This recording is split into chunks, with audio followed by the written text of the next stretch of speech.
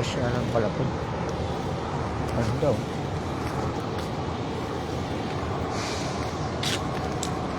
Pasyalan. Marami po dito mga makikita mga kaidol, mga design. Yan, pwede po tumambay dyan sa lugar na yan. Magupo po, kaya paikot-ikot. May mga nakabantay na gwardiya. Ito, palaruan ng bata ito mga kaidol. Yan o.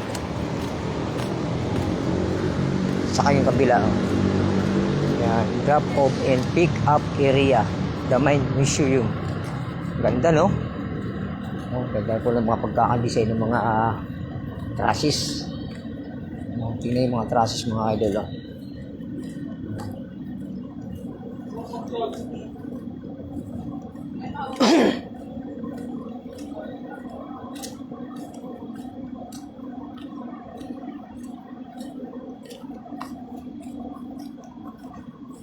May bayad, Jeff? May bayad? Tingin-tingin lang. Libangan.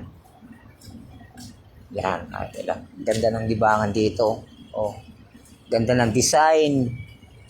Yan, mga halaman. Oh, yung kanilang daanan talaga naman safety na.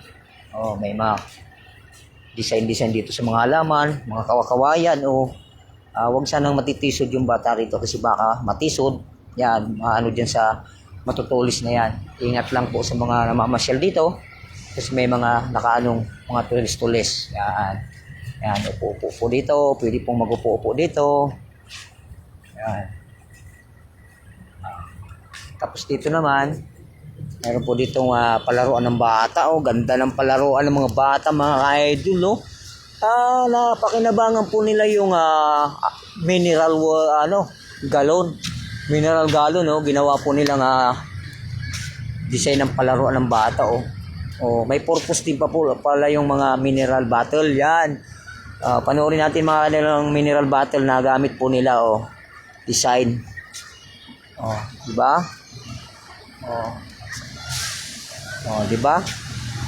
Oh, ito naman, napapaikutan po ng Chinese bamboo. Talaga napakaganda po ng Chinese bamboo. Laki ng tulong sa kapaligiran. Ito naman po si Campos. Visionary father of the Philippines pharmaceutical industry, pioneer of the Bayanihan corporate philosophy, founder of the Unilab group of companies. This part commemorates the month in his love of people in our country. 28 May 2012. 2012. Tinayo po wala to ng 2012. Ayan po mga kadol. Ayos pa nga paggala-gala mga kadol. Marami po tayong nakikita ng mga hindi pa natin nakikita. Yan, at nabibidyoan natin. Dito po yan sa loob ng BGC. Lahat. Yan, makikita natin. Yan. Oh, napakaganda. Oh, yan mga kadol. Mga mineral bottle po yan. Tingnan po yan. Napakinabangan po nila yan. Pwede maglaro po yung mga bata dyan. Palabas na po tayo mga kaidol at baka pwede po rin tayo makasilip doon sa may kabila. Salamat, Chef. Dito po yung entrance niya. Papasok doon. Thank you for watching. Good morning po sa lahat. Mabuhay po tayo. Ingat po tayo lagi. Magdasal po tayo lagi. At mag-exercise po tayo lagi para laging malakas yung ating pangangatawan mga idol.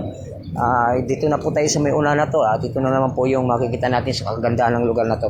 Patayin ko muna po yung aking kunting live video para naman po sa next video ko makapag-live na naman po tayo.